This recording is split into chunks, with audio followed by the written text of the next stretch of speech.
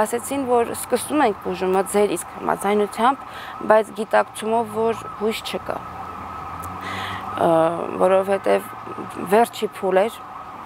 ոսկրածոց բազմակի մետաստազներ,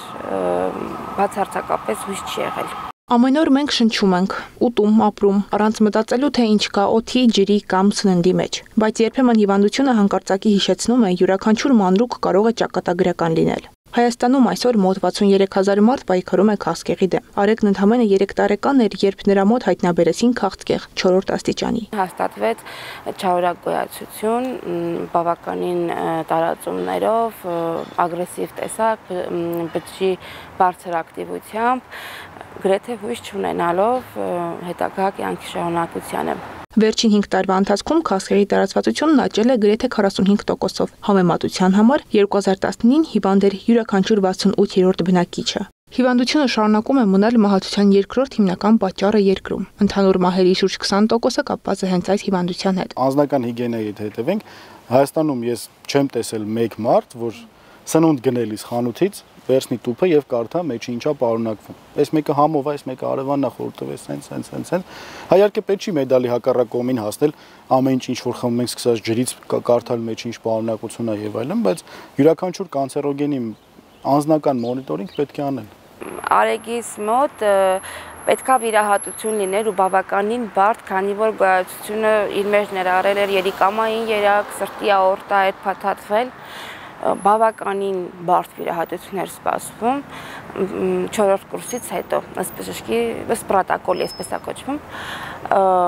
ԿԱՏ հետազոտությունությամբ մենք շատ մեծ անակնկալի եկանք, որ իր գոյացությունը բացարձակապես ոչնչացել էր, չկար, անհետացել էր։ Տոկոսային փոքր տարբերությամբ հիվանդությունը ավելի հաճախ է հանդիպում կանանց մոտ։ Միայն 2023-ին արձանագրված 8327 նոր դեպքերից մոտ 56%-ը կանանց, իսկ 44%-ը տղամարդկանց մոտ։ Ամբողջ աշխարհում կանանց բնորոշ ուռուցքային հիվանդությունների շարքը ստատիստիկ տվյալներով տարբերվելու է տղամարդկանց շրջանում հանդիպող քաղցկեղային հիվանդություններից։ Մասնավորապես Եթե կանանց մասին մենք խոսում ենք, որ գերիշխում է տոկոսային հարաբերությամբ եւ դեպքերի քանակով կրծքագեղձի քաղցկեղը, կոնկրետ Հայաստանի 2023 թվականի տվյալներով 1600 դեպքի կարգ է, թե չեմ սխալվում,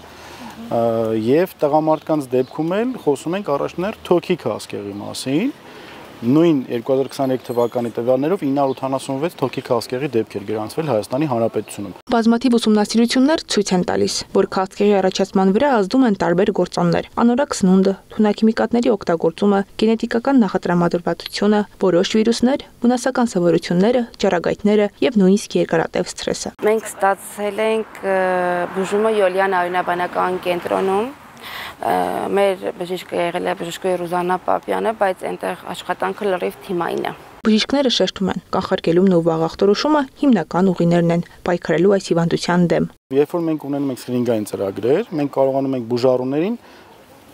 ապահովել մուտք հիվանդանոց մինչև հիվանդության բուն գանգատներ առաջանալը։ Ցավոք սրտի